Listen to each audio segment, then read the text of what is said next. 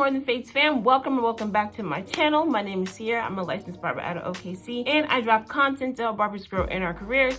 In today's video, we'll be talking all about the process it takes to get your license. This is a beginner-friendly video, so if you're just trying to learn where to start, this is perfect for you, so let's get into it. So the first step of getting your license is to complete barber college or an apprenticeship. I will have dropped a video, it depends on if it's uploaded yet. If it is already uploaded, I will have a link down below. If it's not up yet, look forward to that, because I'll be describing or comparing an apprenticeship versus barber colleges. So you have to complete either one of these paths in order to enter into the next level to get your actual license. The whole point of barber colleges and apprenticeships is to complete X amount of hours. These hours vary depending on the state you live in. In Oklahoma, a barber college is about 1,500 hours, while an apprenticeship is about 3,000 hours. So what happens is you go into your school or you work under an instructor, and each day you're there, they keep track of the hours you're physically present. This is not like high school or even college, to where if you miss a day, it doesn't really matter. All you have to do is make up the work or something. Instead, whenever you miss a day, you have to make up those hours on the back end. You really want to make sure that whoever is keeping track of your hours is doing it accurately. What I recommend you do is that you have your own separate calculations of the projected hours you should have, and then you check that with the hours of your school or the person you're working under, because you don't want to have a significant difference between the hours calculated, because it could really mess you up. Make sure you're checking them at least monthly. I think monthly is a little too long to go between checking your hours, but if you can, you want to do weekly, just to make sure that you're on the up and up. If you're currently in school or you're currently in an apprenticeship, I want you to tomorrow go to the person you're studying under or the school you're in and check your hours. If you're supposed to have 300 right now, make sure you have 300, because I've seen situations to where people had a significantly greater amount of hours than was actually recorded, and it made them be in school or in their apprenticeship for longer, making getting their license be that much farther away from them. So check this hard, be adamant about it, be aggressive about it. You do not want someone to screw the pooch on your hours. This is key. After you get your hours completed, you are now on the second floor of getting your license, and it is getting your permit. Here's what happens on the day you get your permit. You get your hours from your school or your mentor. What this looks like is a sheet of paper essentially on their side saying, hey, I have been the one this person's been studying under, or the school they've been working with, they've completed their hours. Here's proof of that. So you're going to take those hours, take your driver's license or an ID, and you're going to take some money and you're going to go down to your state board. What happens is you turn in these hours, and then they check your ID to make sure you're saying who you say you are, and then you'll be walking out of there that day with a permit. So this permit, depending on the state you're in, will be good for X amount of months. In Oklahoma, it's about 6 months, and within that 6 months, I believe you have to not only have taken your exam, but passed your exams. You have to check and see if that is the exact same for your state. I'm sorry that I'm having to say, check with your state, but it varies a lot depending on where you're at. For instance, in California, I don't believe that they even have to take a practical anymore, which in a lot of other states you still do. So you really want to pay attention and check with your local state. Okay, so you're gonna have your permit and it'll be good, at least in Oklahoma, for 6 months. And this is not an actual license. So you can't operate like it's an actual license. You have to have, for instance, if you're in a shop, you cannot be in there by yourself. You have to be in there with someone who is legally licensed already. So if everybody's gone for the day and it's 4 p.m. and you're the last person in there, and the board comes in and does like a pop-up visit, you can technically get in trouble because there is not a licensed person in the building with you. You're not free and clear yet if you just have your permit. Your permit will be like a full-on piece of paper. It's not like a card or anything, and you have to prominently display it at your station, and it has to have like a picture ID of you, so that way if a board person comes in, they can be like, oh, okay, this person's cool, this person's not. With that, you finally have your permit. Now, if you remember, I said that you had to bring some money with you whenever you went to the state board. That is because the day that you get your permit is also the day you'll be signed up for your exams. So there are 2 exams you have to take, depending on your state. a practical and a written exam. So you have to pay money for those. In Oklahoma, that fee is about $35, depending on the state. Once again, it can be more or less than that. And depending on the state, you can pay in multiple forms. My state does not accept cash anymore, so I had to use a money order, which if that is the case, don't freak out. You just go to 7-Eleven, they get your money order, you give it to them. And they will give you a receipt. This receipt is key. Do not lose this receipt, because this receipt is necessary in order for you to go in and take your exams on the day of exam.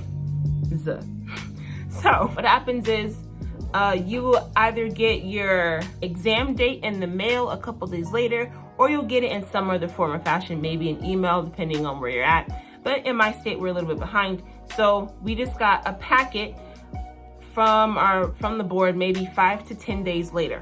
This packet includes your date, the attire you have to wear, what you're expected to bring to your practical, what you're expected to know during your practical, even like a scoring rubric of what you'll be actually graded over, and the different areas that you'll be tested over on your written exam. Essentially, from the day you're signed up from your exams to actual exam date, it's probably somewhere between 3 to 4 weeks, because you're going to get your exam date and then you have a couple of weeks out from there to actually take your exam. So during these few weeks, this is when you should be doing a lot of your brain dump studying, because you should have been learning things all throughout the time you were in Barber College or an apprenticeship. But for these next few weeks, this is when you should just be downloading as much info as possible to actually take your exams. Now, exam day looks like this. You come in, you have on a whole bunch of stupid clothes, like a hairnet, mask, gloves, full nine. I was hot as I don't know what during exam day. Gosh, it was so hot with all those clothes on. And you usually either take your written or your practical first, either one. I did not take my state's written exam. I took our PSI.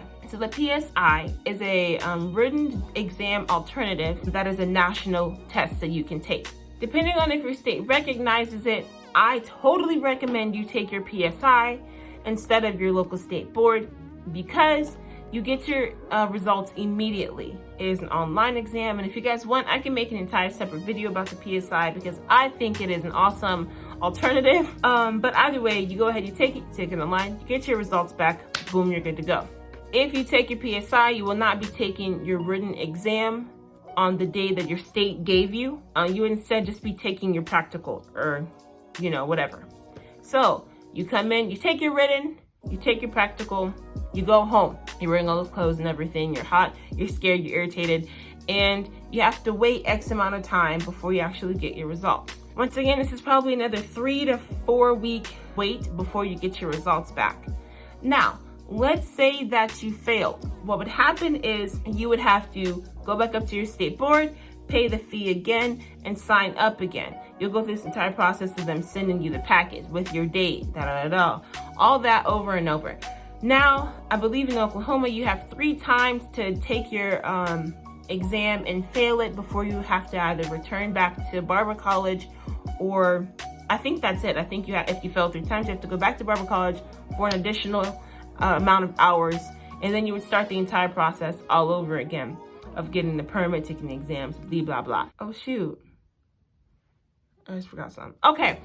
Now, if you're worried about failing, or you have failed your barber exams before, I do offer a service where we work to help people pass their exams. We have an entire section over it where we have a mock exam, we have flashcards, we have multiple videos talking about studying habits and so on to help you get to that next level and finally pass your exam.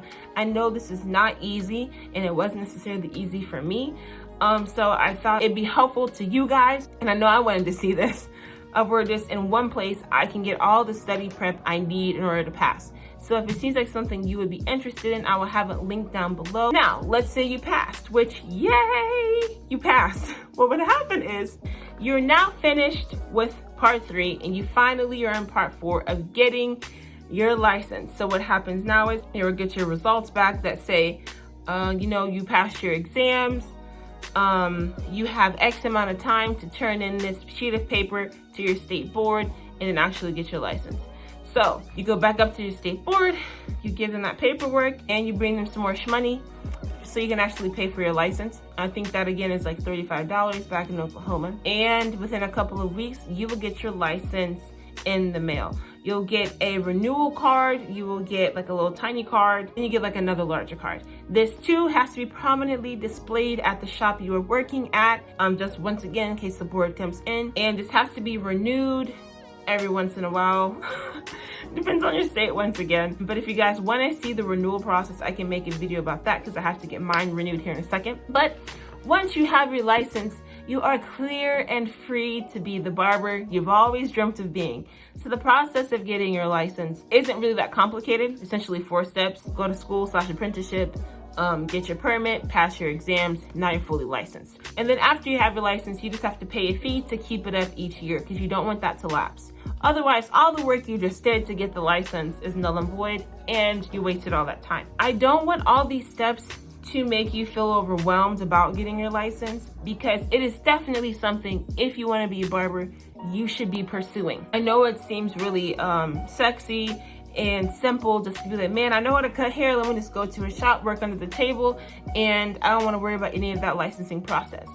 I went to school with a couple guys who did that for a fair amount of years, and after a while it got exhausting running from the board. They started having children and they wanted to be able to buy a home, get a bank account, buy a car, and so on. And if you're working under the table, you can't calculate all your funds. You can't necessarily pay taxes on them the same way without getting in trouble or having, red flags pop up.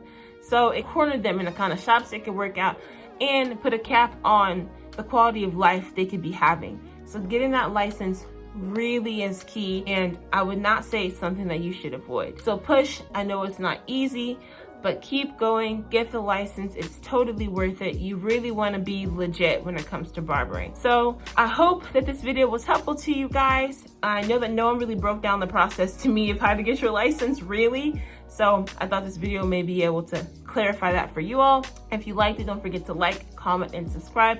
Check us out on TikTok, check us out on Instagram. I'll have our links to all those things down below. And don't forget to check out our membership site, so you guys can have more resources to help as you go along in your barber journey. I'll see you guys in the next video. Peace out.